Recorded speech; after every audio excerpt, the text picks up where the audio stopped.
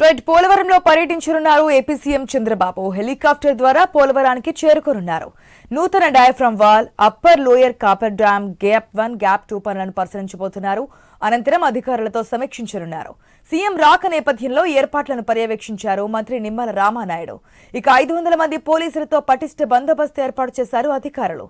2027 December కల్లా project పూర్తి చేసే లక్ష్యంతో పనులు చేస్తున్నారు అధికారులు.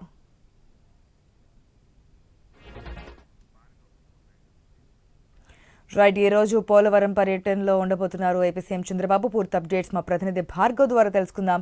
Right, good morning Bhargav. మరొకసారి పోలవరం పనులు సంబంధించి ఈ రోజు సమీక్ష చేయబోతున్నట్టు తెలుస్తోంది ఏపీ సీఎం చంద్రబాబు. ఎంతవరకు వచ్చే 2027 టార్గెట్గా అయితే ముందుకెళ్తుంది ఏపీ సర్కార్. మరి ఈ రోజు ఏపీ సీఎం షెడ్యూల్ సంబంధించిన డీటెయిల్స్ ఏంటి? గుడ్ మార్నింగ్ ఆశ.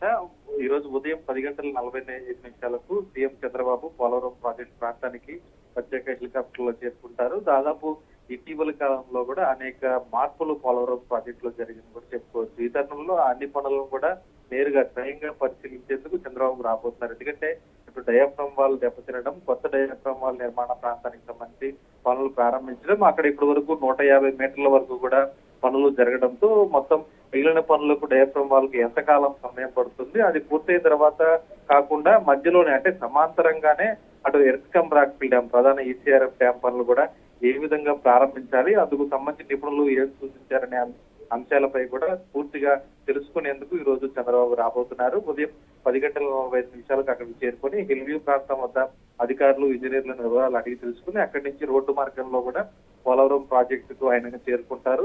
అక్కడ జరుగుతున్నటువంటి క్షేత్రస్థాయిలో పనులు ఏవైతే ఉన్నాయో గ్యాప్ 1, గ్యాప్ 2, గ్యాప్ 3 పనులను, అలాగే డయాఫ్రమ్ వాల్ పనులను, అలాగే ఎగువ దిగువ కాపర్ డ్యామ్ పనులను కూడా చంద్రబాబు స్వయంగా పరిశీలిస్తారు. అలాగే అక్కడ పవర్ ప్రాజెక్టుకు సంబంధించి, పోలవరం ప్రాజెక్టులో ట్విన్ టనల్స్ సంబంధించి, అలాగే ఇతర కీలక పనులకు సంబంధించి ఏర్పాటు చేసిన ఫోటో ఎగ్జిబిషన్ కూడా చంద్రబాబు పరిశీలిస్తారు. అనంతరం ప్రాజెక్టు కార్యాలయంలో కొండపై ఏర్పాటు చేసినటువంటి సమీక్ష సమావేశంలో చంద్రబాబు పాల్గొంటారు. అక్కడ అటు అధికార యంత్రాంగం, ఇంజనీర్లతో పాటు పోలవరం ప్రాజెక్టు అథారిటీ అధికారులు, అలాగే ఇంజనీర్ల బృందం ఎవరైతే గుర్తిదారు సంస్థతో వారి ఇంజనీర్లతో కూడా చంద్రబాబు సమీక్ష నిర్వహిస్తారు. మధ్యాహ్నం 3 గంటల వరకు కూడా చంద్రబాబు పర్యటన ఉంటుంది. 3:10 తిరిగి ఆయన బయలుదేరి అమరావతికి వెళ్తారు. అయితే చంద్రబాబు పర్యటన నేపథ్యంలో అధికార యంత్రాంగం అలాగే పోలీసులు కూడా ప్రత్యేక ఏర్పాట్లు, 500 మంది పోలీసులతో బందోబస్తు కూడా ఏర్పాటు చేయడం జరిగింది.